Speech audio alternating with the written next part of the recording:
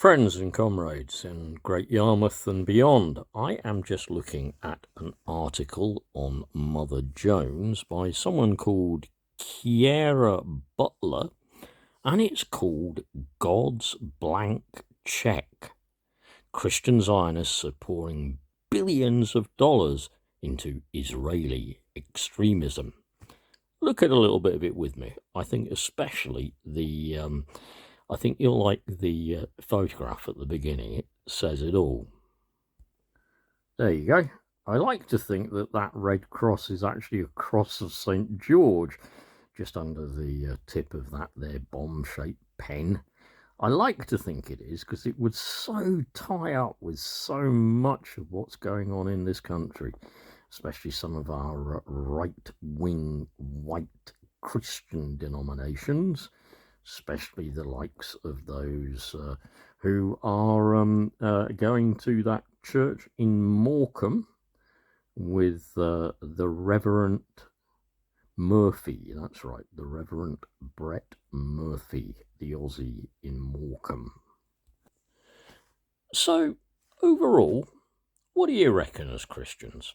Here's a hymn just to ponder on for a second, and bear in mind I am not going to say where in the Bible this hymn is taken from, but it is based on a passage in the Bible.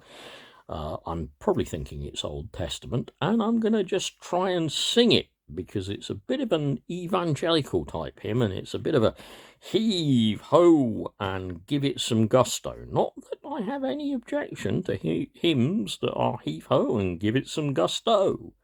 It goes a bit like this. And the redeemed of the Lord shall return, and come a-singing unto Zion, and everlasting joy shall be upon their lips. Look at that. Basso profondo. Or if it was a bit up in the register, it could be a tenor, and then I could say, and you get 2 for a tenor. Yeah. So what do you think? The redeemed of the Lord shall return and come singing. They'll be singing, notice like I was singing, and come singing unto Zion. There's that word again. Zion. I ask you, will they all be Christian Zionists? Pouring as they are more dollars into the coffers of Israeli extremism? Yeah? I wonder if they will be singing or just pouring dollars in. So, a question for you Christians, and especially for a question for you Christians who are probably still at Great Yarmouth Magdalen Way Methodist Church. A question especially for you Christians that still go there. By the way, absolutely wonderful meeting Donna again on Pride. That was fantastic. I did see 1 or 2 of you there, but I think you carefully avoided looking at me. But here, for all of you especially, Christians should be Zionists, shouldn't they? I'm sure there are plenty of you that say that. I'm sure there are plenty of you, as there are plenty of American Christians, who believe that we must, as Christians, support Israel, obviously pray for their conversion to Christianity, but we must support them in everything they do because they are going to be part of the end times, the rapture. That last battle is going to be fought between the Arabs and the Jews in Armageddon, the Valley of Armageddon, to which I would only say, as Spike Milligan once said, I'm getting out of here. But let's just ask you that question, shall we? Do you think you must support Israel and everything it is doing?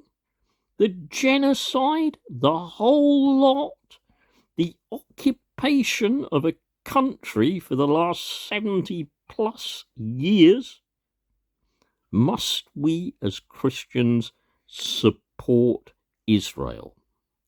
Right, I'm not going to let this go on too long, because obviously it's just going to get boring if it does. Just a couple of bits from this article. You can look it up yourself on Mother Jones if you want, okay? Here's a quote I just particularly like, just because of the way it's written. Some Christian Zionists aspire to be more than just an ATM for Israel and pro-Israel causes, even adopting Jewish rituals and cultures at church services and prayer rallies. I've attended, even adopting church services and prayer rallies at church services I've attended, sorry. Appropriation is omnipresent. Attendees wear Jewish prayer shawls and Stars of David. They blow shofars, the ram's horn that ancient Israelites used to alert the community to threats, and are now ceremonially blowing during high days and holidays. Some bow back and forth as though engaged in the Jewish prayer practice of davening. At one event, I watched a group of Christian teenagers dance the hora. Many evangelical churches now host Passover Seders.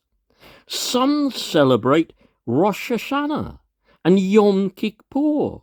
A book by the late Charlie Kirk about why he celebrates the Jewish Sabbath will be published posthumously at the end of this year.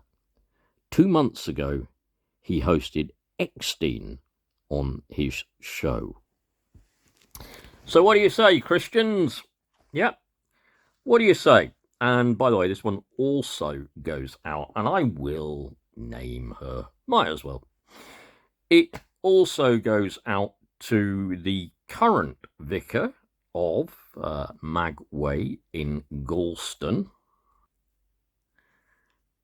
the Reverend Shirley. Goes out to you as well.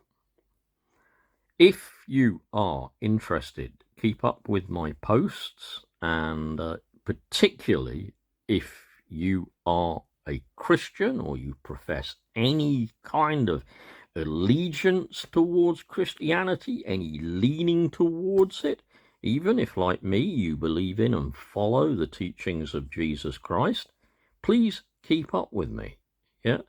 Because I think it is disgusting that Christians seem to think they must support Israel come what may. Bye.